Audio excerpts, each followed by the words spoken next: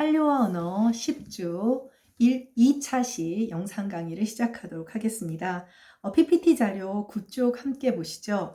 9쪽은 마돈나의 마케팅 전략과 발전 과정. 네, 본격적으로 이제 그 마케팅이라는 이야기가 대중문화 산업에서 이제 전면화합니다. 여러분도 알다시피 경제학과 경영학에서 가장 차별화되는 부분이라고 하면 바로 그게 마케팅이라고 할 수가 있겠죠. 그래서 이 마케팅이라고 하는 것들이 전략을 짰을 때 어떤 그런 이윤 창출의 극대화가 이루어질 수 있느냐. 사실 바로 이 부분에서 대중문화 산업이라고 하는 것이 어떤 자본주의의 어떤 그런 결정판이라고까지 어떤 인간의 자본화, 네, 그렇죠. 인간의 자본화까지 이끌어내는 그런 부분이라고도 할 수가 있습니다. 네, 그래서 그쪽 자료를 보시면 마돈나는 서구의 팝 역사에서 가장 뛰어난 홍보 전략의 가수다라고까지 이야기가 됩니다. 성공적인 마케팅 전략과 홍보의 결과로 만들어진 슈퍼스타다.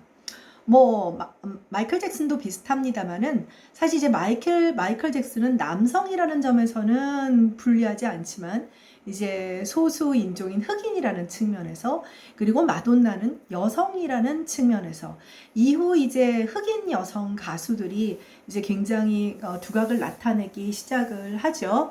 두각을 나타내기 시작하지만 사실 이제 여성이라는 점, 또 흑인이라는 점에서 어떤 그런 80년대 대중 팝음악계는 큰 지각 변동을 이제 맞이하게 되는 것이죠. 사실 그 현재 BTS가 그래미에서 대접을 받는 부분을 보면 우리가 뒤집어서 생각하면 마돈나라든지 마이클 잭슨이 이런 기성의 백인 중심의 대중문화 산업에 진입하는 것이 얼마나 어려웠을까 하는 것을 미루어 짐작을 해볼 수 있죠. 사실 아시아의 그런 그 가수들이나 배우들은 굳이 글로벌하지 않아도 잘 먹고 잘 살았어요. 더 큰 돈을 벌 수 있다는 측면에서는 달라지는지 모르지만 오징어 게임의 이정재 씨가 오징어 게임으로 대스타가 된 것은 아니잖아요. 네.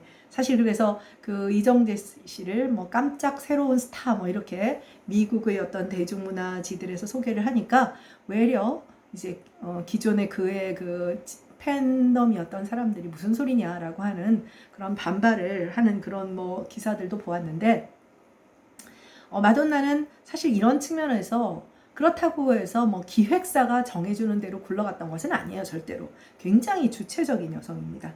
마돈나의 발전 과정은 지난 차시에서 말한 대로 음악 제작의 과정, 패션, 섹슈얼리티의 전개 방향, 이미지 구성에서 크게 3단계가 있습니다. 그래서 보이토이 단계, 초기에 아주 전형적인 버블건 팝에서부터 20대의 어떤 성적 매력을 좀 어필하는 그런 측면에서 마돈나 현상 2단계는 Who's That Girl, 이제 금발의 지난 차시에서 금발의 어떤 자본주의 중심의 그런 어떤 모양을 보이고, 마지막 3단계에서는 Blonde Ambition, 이제 그야말로 단계를 넘어서서 어떤 백치미의 전형이라고 할 수 있는 이런 그 블론드의 어떤 마돈나가 가지고 있는 어떤 여러 가지 다양한 방면에서의 야망과 야심을 드러내는 그런 3단계로 이제 학계에서 나누고 있는 것 같아요.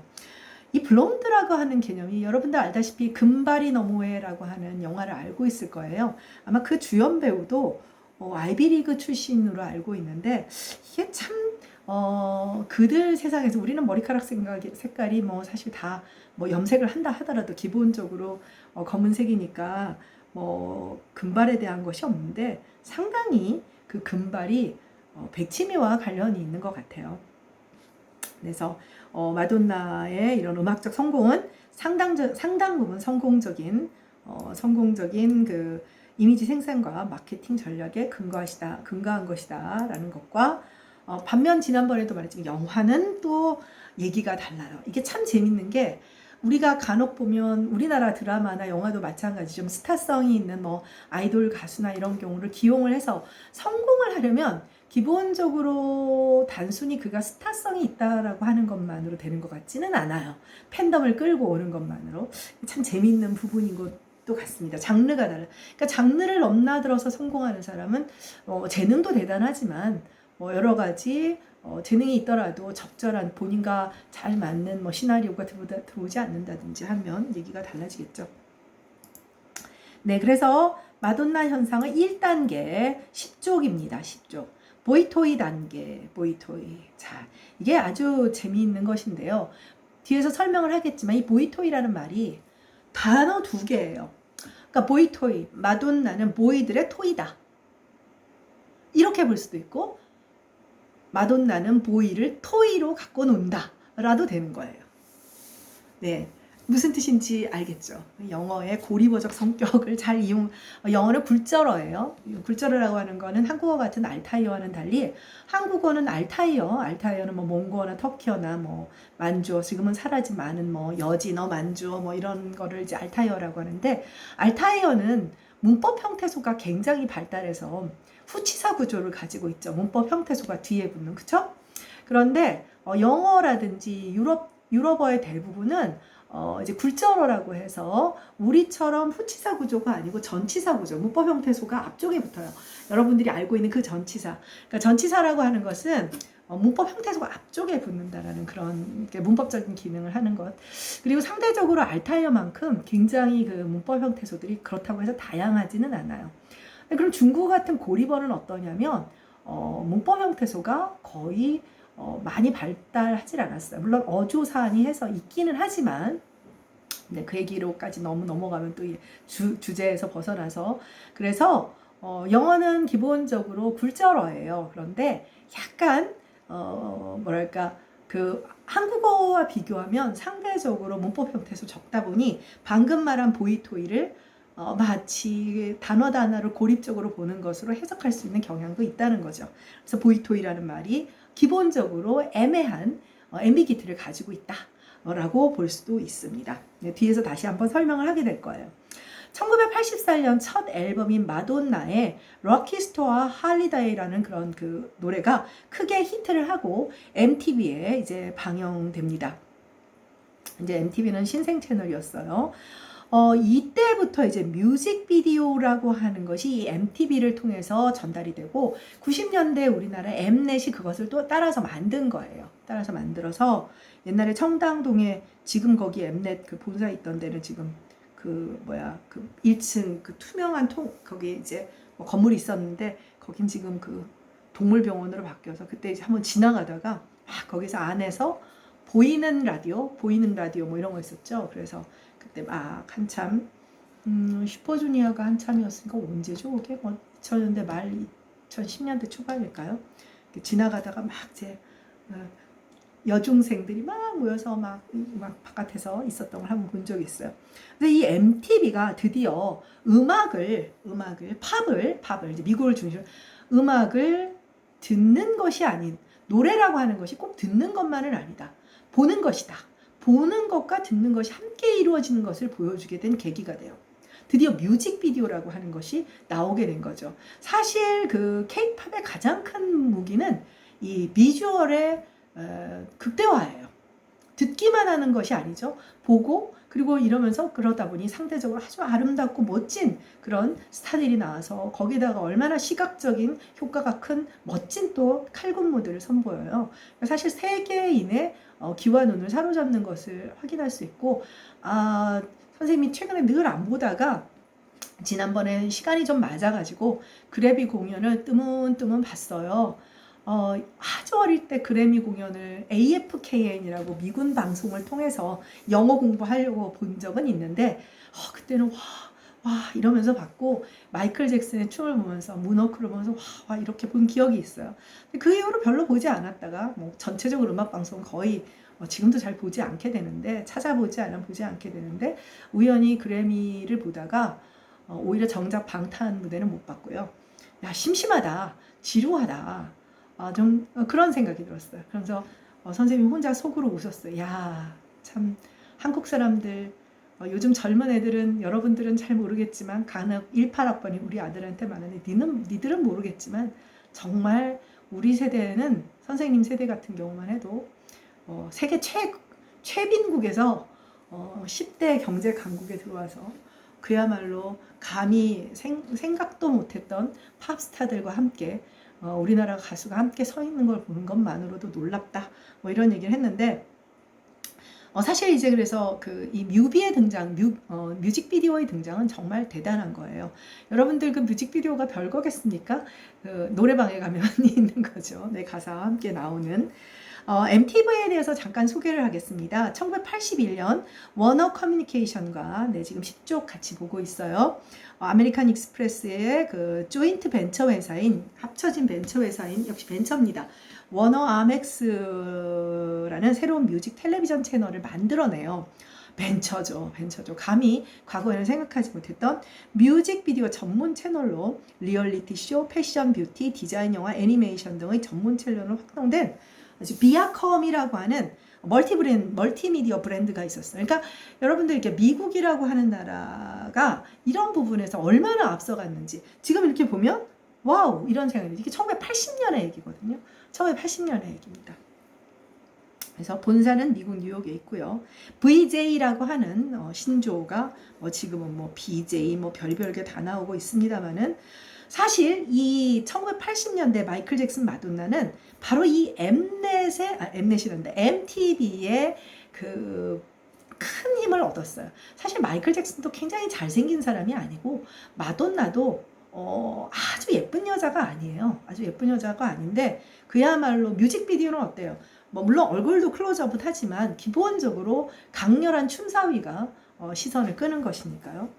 네, 11쪽으로 가겠습니다. 그래서 지금 할리데이와 럭키스타라고 하는 마돈나의 그 1집에서 보이는 그런 음악들에 대해서 조금 소개를 해줄 텐데 학생들이 이제 간혹 이거 조금 선생님 유튜브를 근데 이게 약간 문제가 될 수 있어요. 학교에서 약간 좀 조심하라고 하기 때문에 여러분들이 궁금하면 이건 유튜브에 쳐보기만 하면 그냥 다 나와요. 그리고 솔직히 말하면 마돈나 하나만 하면 알고리즘 때문에 지겹게 와요. 지겹게 와서 선생님이 최근에는 그 무슨 강아지 영상 복순인가 하는 강아지 영상 하나를 클릭했더니 계속 날아오는데 안 보면 되잖아요. 안 보면 되는데 강아지가 귀엽더라고요. 네. 그래서 알고리즘으로 계속 추천이 됩니다. 추천이 돼서 마돈나 지금 소개하는 굉장히 유명한 뮤비들은 한번 볼 필요가 있어요. 볼 필요가 있고 굉장히 파격적이다라는 생각이 들고 K-팝이나 예를 들면 레이디 가가 같은 경우도 또 굉장히 그런 가장 떠오르는 것은 레이디 가가네요. 마돈나와의 연결고리 그 사이에도 엄청나게 많은 스타들이 있었지만 네, 럭키스타의 마돈나 이 내용이 되게 이제 중요한데요. 내용이 중요한데 왜냐하면 그 뮤비의 내용이 기본적으로 굉장히 파격적이고 그 당시에는 상징하고 의미하는 것이 굉장히 커요. 과거에 일반적으로 뮤비라고 하면 이 마돈나 이전의 뮤비는 서사적 패러다임이에요. 그러니까 이야기가 있는 거야. 내레이션이 있는 거예요. 우리나라가 90년대 이제 뮤직비디오가 굉장히 많이 나오게 되는데 우리나라 90년대 뮤직비디오가 따지고 보면 그 마이클 잭슨이나 마돈나의 뮤직비디오보다 간혹은 더 촌스럽기도 해요. 물론 어떤 서사가 반드시 필요한 뮤직비디오가 있기도 하는데 줄거리보다는 마돈나의 육체적 이미지 그러니까 아주 그야말로 우리가 앞에서 배웠던 이제 그 영화의 어떤 클로즈업 효과를 단순히 얼굴만이 아니에요. 몸이라든지 이런 것들을 이 뮤비에서 동무 혹은 두 명의 백댄서와 광능미를 드러내는 춤을 추고 이게 사실은 굉장히 그녀의 이 어떤 그런 관능미를 드러내는 단순히 선정적이라고 말할 수가 없어요. 원동력이 되고 또 이게 이 댄스 뮤직이 또 우리가 왜 이제 특히 K-팝 댄스를 카피하고 이런 그룹들이 굉장히 많잖아요. 그러면서 팬덤을 형성하게끔 하는 거죠. 네. 사실 마돈나는 데뷔 전후 뉴욕 클럽의 댄서로 이름을 날리고 있었고 뒤에서 이제 우리가 맨 마지막 차시에 마돈나의 이제 그 어떤 팝스타로서의 이전의 어떤 인간적인 삶에 대해서도 조금 살펴보게 될 겁니다. 12쪽으로 가도록 하겠습니다. 그래서 패션의 반란이다. 라고까지 생각할 수 있는 파격적인 모습으로 뮤비에 등장해서 자신의 이미지를 창출하고 전달하고 또 메시지를 전달하죠. 그래서 럭키스타 속의 마돈나는 노출증에 준할 만큼 공격적 섹슈얼리티 패션을 연결하고 성적 반란이나 십자가 같은 종교적 상징물의 비인습적 사용으로 전통적 표준과 코드를 비하하는 것. 난 그딴 거 우스워 라는 것이죠. 그래서 반정조대 벨트. 그러니까 정조대라는 걸 알 거예요.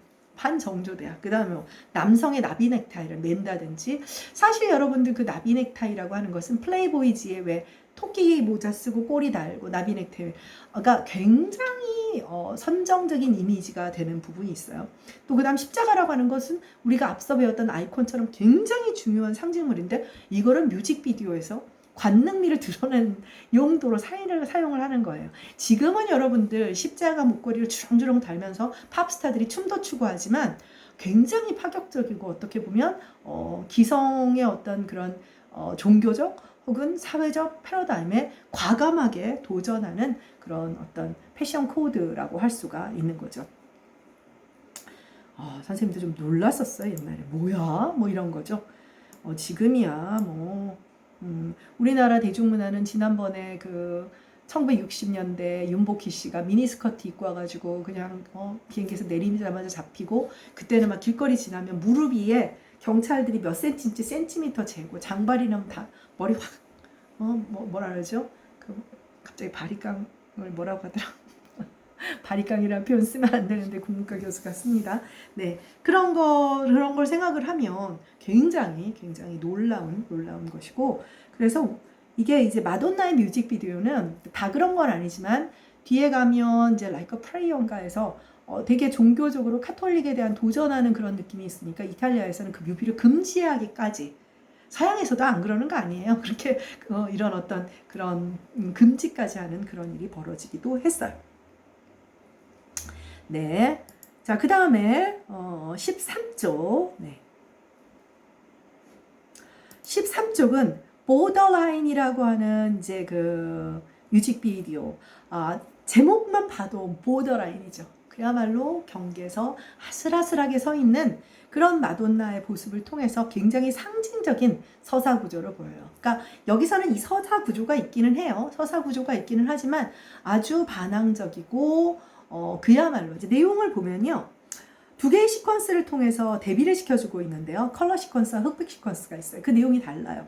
컬러 시퀀스는 히스패닉 청년을 유혹하는 장면, 반면 흑백 시퀀스는 백인 사진작가의 구애를 받는 모습.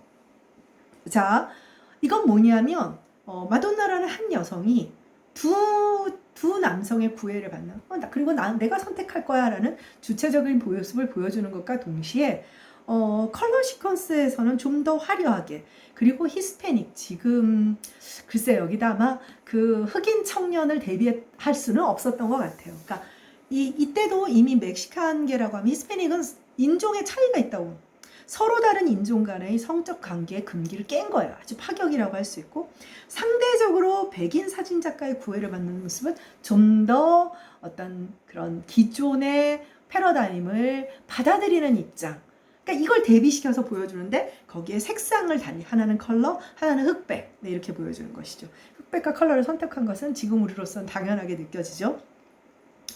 자, 그래서 이 뮤비에서 컬러 시퀀스에서는 지저분하게 흐트러진 금발머리였다가 이제 자신의 자유분방함을 보여주고 있는 거죠. 흑백 시퀀스에서는 아름답게 치장한 글래머의 금발머리, 이제 굉장히 뭐랄까 더 남성의 구애를 받을 수 있는 좀 더 전통적인 이미지라고 할 수가 있죠. 이러한 장치는 난 정체성 따위 마음대로 내가 바꿀 수 있고 구성할 수 있고, 그래서 그 기준하에 내가 남성의 사랑을 선택적으로 받을 수 있다, 이런 이야기를 하고자 하는 겁니다.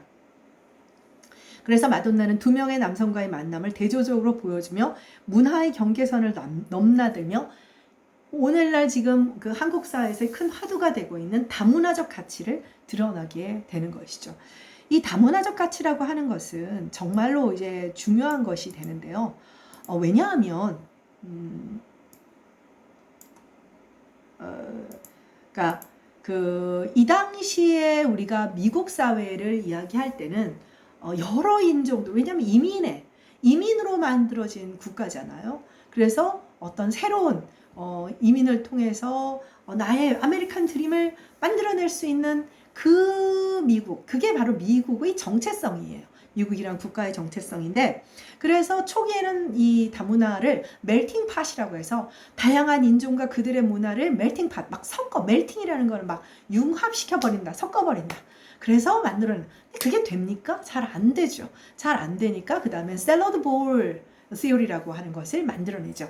샐러드 볼은 어때요? 샐러드 볼을 섞는다고 해서 예를 들면 무슨 멜팅팟처럼 초콜릿하고 마시멜로가 섞이는 것처럼 섞이는 게 아니에요.